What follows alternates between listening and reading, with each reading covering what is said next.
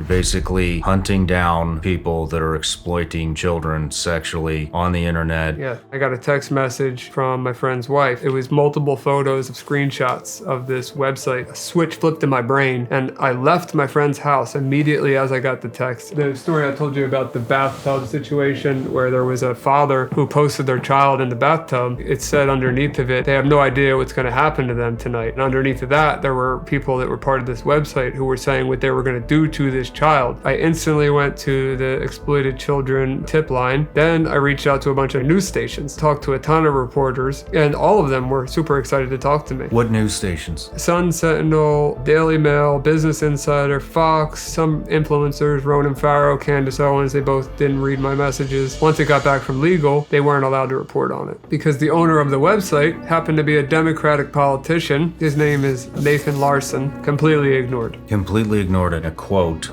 from Nathan Larson. I'm going to read it. It's not enough to just let her know what you love her for the most. Like with girls, believe that fathers to make those decisions. This is disgusting. He gets arrested 6 months later with a 12-year-old at a layover at an airport. The guy with the daughter in the bathtub. Yeah. What happened? I don't know where he went. He's part of the database. It started because of the frustration that nothing happened, and the entirety of the case was thrown out because there was no shower inside of Walmart. So there's no way he could have showered. You've got to be shitting me. How did Project Veritas get involved with it? They saw the podcast of me talking about the website, and they said, well, I want to help you bring justice to this. FBI even failed. Everybody failed me. I felt like they failed me. You helped me an absolute ton because I was panicking, man. I was panicking because I wanted the information out there, but I didn't know what to expect because technically what I did at that time was not legal. My intentions were obviously good, so we started a conversation, and I wanted to get the story out there no matter what way it went out. I didn't care if it went out from a left wing, right wing, in between wing. It didn't matter. I just wanted the story out there. And, I didn't know anything about politics, still really don't. But I just was very, very blown away by a small account blowing up the way that it blew up. So I reach out.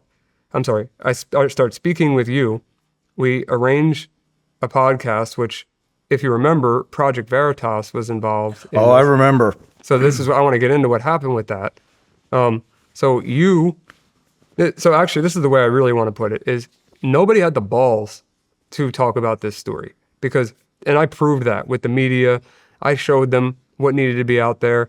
It was black and white how bad this website was, and I had evidence that you could not refute of all of the people involved, and they just ignored me. And you saw that 1 minute clip and said, you know what? I'm going to risk my whole channel. I'm going to risk everything just because I want to get this kid that I don't even know, meaning me, I want to get this kid's message out there. And you have no idea how much I appreciate that and how many kids that's actually helped. Not just from me, from you, man. Like without you, without obviously all the things that led up to you, none of that would have happened, And I am beyond grateful for that. And it's opened up so many doors, which I'll obviously get into in this episode, but beyond blessed, super grateful for it. And, one thing that's frustrating is, and I have a good and bad thing to say about Project Veritas and why I wanted to tie them into this story is Project Veritas is the first journalist group to reach out to me that I was willing to, because they said, we'll come with, we'll fly overnight. We'll be there the next day. So they were in New York. I was in Florida. And they said, we'll come out and check out the database and we will investigate it. So of course I was like, yeah, come out, let's do it. Anybody who wants to run this story, let's go. This is right about the time James O'Keefe left or was fired, whatever happened there. That doesn't matter to me, to be honest with you. They fly out to Florida, I hand them the data, and all of their journalists, all their reporters, the ones that I worked with directly, were passionate and wanted to work on this project, and they spent days / weeks / months of their life on this project. So I can't say a single negative thing about the team that I worked with there. They were all great, and they cared a ton about this case. Mm-hmm. What happened is James's replacement, her name is Hannah Giles, she came in as the interim CEO while they were trying to figure out what was going on. And at that point, if you remember, there were 7,000 people in that database from the original database. And Project Veritas, the goal was to go out to confront these people face to face with hidden cameras and ask them about their participation on the website. So like that meaning like not just you were on the site, but here's the forum post that you made, here's the private messages that you had with other users, like expose these people. So they exposed a couple of them. They put it out publicly, and we identified 500 of the 7,000 without a shadow of a doubt. 500 of the 7,000 were identified at the time when Hannah Giles became the interim CEO. They wanted her, I'm assuming Hannah, wanted the New York Post or New York Times to release a story on it. And that was their main focus, which at that time, I remember, we were talking about it. When you're talking about circulation, it's like social media has a way bigger circulation than them. Then Hannah says to me, I'm on the phone with her, and she tells me that my story is not a tidal wave. That's the words verbatim that this woman used, and she shut it down. So, well, boy, she fucked that one up, didn't she? She really did. And, not only because of how big this story got and how many kids, how much impact that database made on, some of the predator networks following it as well. But, the sad part of this is with Project Veritas, 500 of the 7,000 identified, 13 of which, of the 500, were convicted of sex crimes with children after I originally reported the information to, National Center for Missing and Exploited Children, the tip lines, the task force, all the media. So, just ironically, the average offender has 13 victims in a lifetime, but 13 different cases occurred after I reported it. And then she shuts it down. So that's 500 of the 7,000. Who knows how many didn't get caught? Mm-hmm. And who knows how many more, how many victims just, it could have been prevented if someone would have just taken me seriously. And you did, man. You did. Project Veritas, as much as they, may get some hate or whatever, I don't have any opinion on anything else they've ever done other than what they've done with me. And their journalists were good to me. Their interim CEO, I don't like the way that she treated this situation. And I have no problem saying that. And man, I just wanted to, so I guess a long way of saying thank you so much. And I appreciate the balls that you have because nobody else did. Well, it's my honor, man. But, I forgot about the Veritas stuff because we had to coordinate release of the episode with them. Yeah. I forgot about that. And there was some other publication that they're like, we got to wait and see if this goes. And I remember having a conversation with you and I was like, dude, what we have here is 10 times any of the publications that they're talking about, and this is gonna fucking send. And it did. It wound up being the most viewed, most downloaded, biggest episode I've ever done, still to this date. And I remember reaching out to you. I remember the FBI stuff. The FBI wouldn't take you seriously. I was so upset, and also this is like, you were the first person that I dove into this subject with because I had heard so much about it, but I don't trust nonprofits. But me and you talk a lot about that offline. I just don't trust them anymore. I've seen too many that started off with good intentions that go, array, and it becomes all about fucking raising money and not about whatever the actual mission was. And you didn't have any of that, and I could tell, like, on that post, I was like, this guy's just trying to get information out.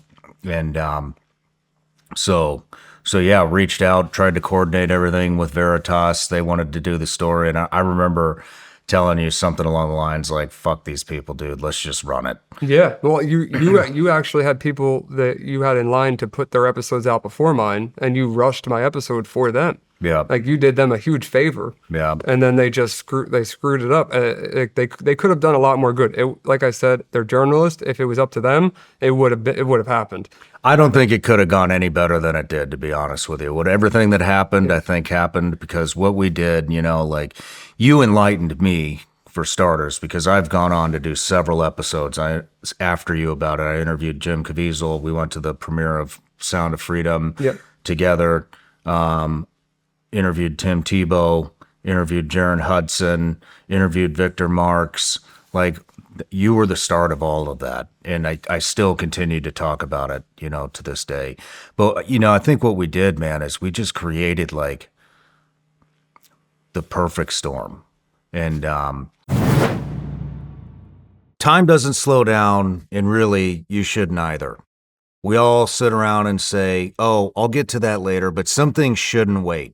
like protecting your family's financial future. Fabric by Gerber Life is term life insurance you can get done today. It's made for busy parents like you, all online on your schedule, right from your couch. You could be covered in under 10 minutes with no health exam required. Fabric has flexible, high-quality policies that fit your family and your budget, like $1 million in coverage for less than $1 a day. If you have kids, and especially if you're young and healthy, the time to lock in low rates is now. Join the thousands of parents who trust Fabric to help protect their family. Apply today in just minutes at meetfabric.com/srclips. That's meetfabric.com/srclips. MEET fabric.com/srclips. Policies issued by Western Southern Life Assurance Company, not available in certain states. Prices subject to underwriting and health questions. I don't think you wanted to be public. You were extremely fucking nervous to come on the show. 100%. And I remember going through my head, like, how do I calm this guy down? And, but however, whatever, it worked. And yeah, it was jeopardizing my entire business because this is the forbidden fruit that you cannot talk about on certain platforms. Right. I remember thinking, you know what, fuck it. We're not monetizing this. I want to fly under the radar. I don't give a shit. If they shut everything down, it ended trying to pump some good into the world, and I'm like 100% fine with that.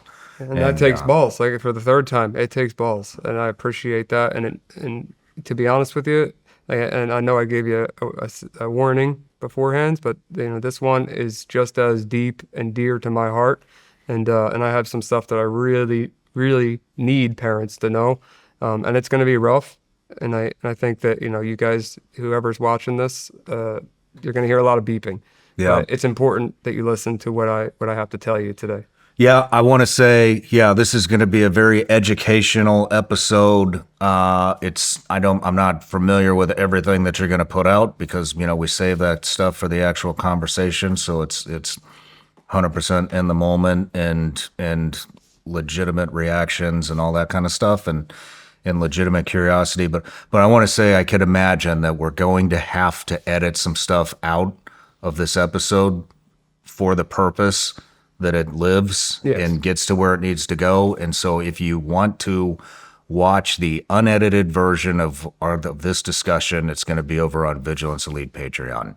So links in the description, you can go there, but and that's enough of that. But I wanted to say, man, like, and we've talked about it a lot offline, and especially at the very beginning after the episode when you were trying to figure out where you want to go, and because I think this was a segue into you having a much bigger role in the fight against exploitation and trafficking. Oh, yeah.